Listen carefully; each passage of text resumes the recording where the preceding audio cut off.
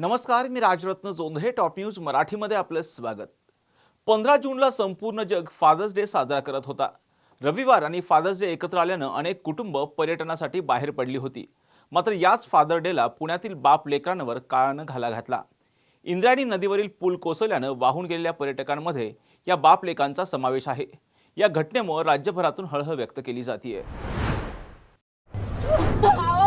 माझी मुलगी हॉस्पिटलमध्ये जावईने सापडे किती कुठे होते ते फ्रीजवरच होते. फ्रीजवर होते. तुम्ही काळजी करू नका. सापडे बेटा त्या बाजूला असेल, त्या बाजूला असू शकतो ना राजा. कोण हरवला असेल तुम्ही काळजी करू नका. समोरच्या बाजूला असू शकतो ना बेटा. कदाचित समोरच्या बाजूला असेल. जरूर एक काम करा रे, एक काम कर. कोण आहे इथलं अधिकारी? तुम्ही असं करा, एक मिनिट काळजी करू नका ताई. असं करा, तुम्ही ह्या तिघांना घेऊन जा. जावा हिला घेऊन जा. बेटा तुझं नाव काय? अनुष्का काय? दादा हे कोण आहे इथे? हो दादा कुठे गेले ते? माझ्या हे घेऊन जा. जावा काही काळजी करू नका. प्रार्थना करा. अधिकारी मदत करा. 15 जून रोजी रविवार होता, फादर्स डे होता आणि त्यातच 16 जून रोजी लहान मुलांच्या शाळा सुरू होणार असल्यानं 15 जूनला पुणे आणि आजूबाजूच्या परिसरातील पर्यटक पर्यटनासाठी बाहेर पडले होते. पुण्यातील मावळमध्ये असलेला कुंडमळा धबधबा पाहण्यासाठी अनेक जण बाहेर पडले होते. कुंडमळा धबधबा पावसाळ्यात ओसंडून वाहतो आणि त्यामुळे या भागात पर्यटकांची प्रचंड गर्दी होते.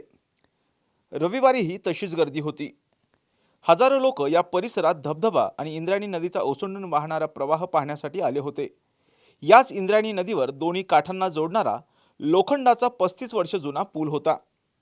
स्थानिकांच्या म्हणण्यानुसार हा पूल 1-1.5 महिन्यांपूर्वीच वाहतुकीसाठी बंद केला होता.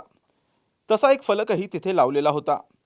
मात्र पावसाळा सुरू झाल्यानंतर पर्यटकांनी या परिसरात गर्दी केली.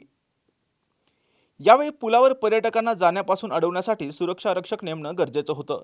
मात्र तसं झालं नाही आणि त्यामुळेच रविवारी अनेक पर्यटक या पुलाचा वापर करत होते. दुपारी 3:30च्या सुमारास अशाच पद्धतीनं 100 ते 200 पर्यटक या पुलावर उभे राहून नदीचं पाणी पाहत होते. रविवारच्या सुट्टीचा आणि पावसाचा आनंद घेण्यासाठी रोहित माने हे त्यांची पत्नी, सासू व मुलगा विहानसह इंद्रायणी पाहायला गेले होते. रोहित माने त्यांची पत्नी आणि मुलगा विहानसह याच धोकादायक पुलावर उभे होते. संपूर्ण कुटुंब पर्यटनाचा आनंद घेत होतं. नदीच्या काठावर उभी असलेली आजी आपल्या नातवाचा आनंद पाहून खुश होत होती. पण क्षणात होत्याचं नव्हतं झालं. काही सेकंदात पूल कोसळला. 100 पेक्षा जास्त पर्यटक नदीच्या प्रवाहात वाहून जाऊ लागले.